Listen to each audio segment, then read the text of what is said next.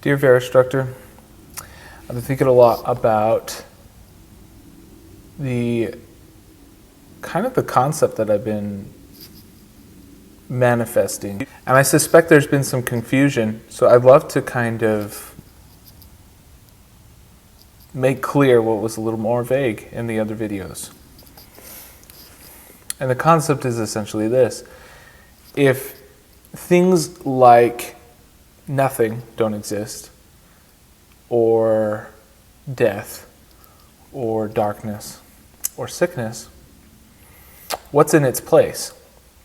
And that's where things get really interesting, because if you take the mathematical point, which is that zero doesn't exist, you have a bunch of numbers, but zero itself does not exist. And imagine for a second that that's the case, right? What does that mean? It means that everything that math is based off of is something other than zero. It is something. And so I have to ask myself, what is that something? And that's where we get into these interesting questions. Such as in the Learning from Silence video, I made the point that even if I say nothing, I'm saying a whole lot. Well, that's the zero, or once was the zero. And in the other video, I said we create things that are non-existent, such as death and darkness. Well, the opposite of them is the zero, or is the zero kind of fills in that space. Talked about how maybe there's a gradient from light to darkness, and it never reaches pure darkness. Light is always there. And so you could imagine zero being that stable place of where there's very little light. The issue with that, though, is that it changes. It's actually not that stable.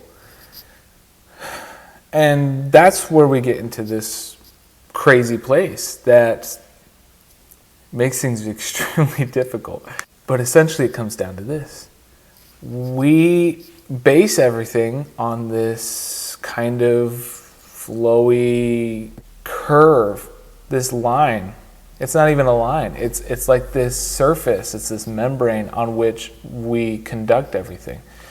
Another great example that we haven't discussed recently, but we did discuss a few months ago, a year ago, is this idea of the natural frequency curve and the artificial frequency curve. And essentially what these are is mathematically you can prove whether something is going to fail or whether something is going to die. And there's a difference. Failure is whoop, boom, and then it fails. You can think of the economy, you can think of other things, nations, sometimes businesses, sometimes industries. These things fail. Supply chains, they're artificial, and the failure is significant. Often new industries are entirely created tangentially to the other one, because the failure is so large. Well, in a natural growth pattern, what you see instead is a very stable growth up, and then it plateaus. And so we can imagine that zero is this plateau that we're currently enjoying, some short-term stability, but it's not long-term, and it is undulating, it is moving about. And that's where we get into some really interesting points. Math is based off of this surface, and this surface not only is moving, but it's not stable. We're on a current plateau of maybe, I don't know, millions, billions of years. I don't know how long, but it's not guaranteed to stay that way. Not according to the natural growth pattern. So ultimately, that's what I'm getting at is what if zero doesn't exist? And if zero doesn't exist, which seems to be the case, what is in its place? And what's in its place is actually something quite complex and beautiful, and that is life. So it's almost when, like you said in your last video, it's almost as if when we embrace death as it actually is, we're embracing life, because that's where life is. Life is that base. It's not what we do on top of it. It's not the artificial growth pattern, which it never supersedes the natural.